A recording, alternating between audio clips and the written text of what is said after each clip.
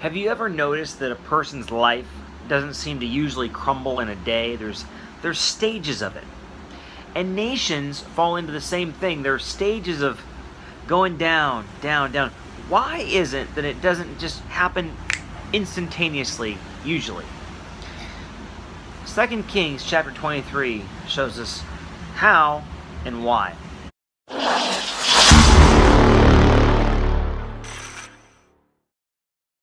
In 2 Kings 23, Jehoiachin is king of Judah. And Nebuchadnezzar gets, to be this great conqueror out of Babylon.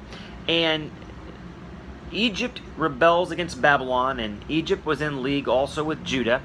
And so Nebuchadnezzar goes down to Egypt to fight them and destroys them. In the Battle of Carchemish, just destroys Egypt. Their power is broken really forever.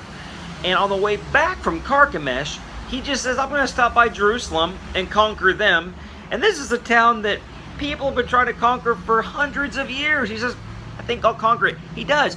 But in the middle of that victory, his dad dies. And Nebuchadnezzar becomes king. And so he needs to get back to Babylon to establish his throne. He doesn't have time to do all the things he would normally like to do in subjugating the people. So he says, okay, Jehoiachin, I'm going to let you be king. I'm going to let you be my vassal, and I'm just going to take the best of the stuff and the best of the people back with me to Babylon, and I'm going to let you rule here, but you be good. So this is when he takes Daniel and Shadrach, Meshach, and Abednego, all the wise people. He takes the best of the jewels and stuff and takes it back to Babylon. Now, Jehoiachin wasn't very smart. And he says, well, hey, Nebuchadnezzar's gone. He's now king, and maybe this is a good time for me to rebel. And so he tries a rebellion, and Nebuchadnezzar says, no. He goes back there. Jehoiachin is thrown out into the desert, his body was, and they take more of the people, more of the stuff, and they allow his son to be king of a ramshackle kingdom. Would you believe it? His son then also rebels. Nebuchadnezzar comes back, kills him, and it's just the end. There's really nothing left to even be king of. Just a bunch of poor people in a land. And this is how all the promises of the promised land end. Just as God said they would, if they went after other gods. But why did it happen in stages? Why not just all of a sudden? Because it's opportunity to repent. Every stage along the way is a U-turn. An opportunity to say, no, I'm not going to live this way. I'm not going to do this. And do you know that in our lives, God gives us those opportunities every day?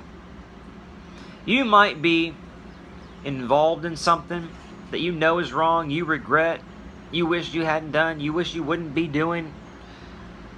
Opportunity for a U-turn. You might see your life just kind of crumbling from the bottom and you know it's just going to collapse one day. Truth is, there's an opportunity for a U-turn right there. Up until the very end, any of those kings could have said, no, we're not doing this. We're breaking down the high places. We're getting rid of all this stuff. We're following God. And God would have given them amazing success. And if they had focused on their posterity a little bit, their kids and grandkids, it would have gone on for generations. It just never happened. What about with you? Is there a point in your life, is there a place in your life that needs a U-turn? Right now, today is the time to make that U-turn. Why don't you take a little bit of time and do a little business with God and ask Him about that today?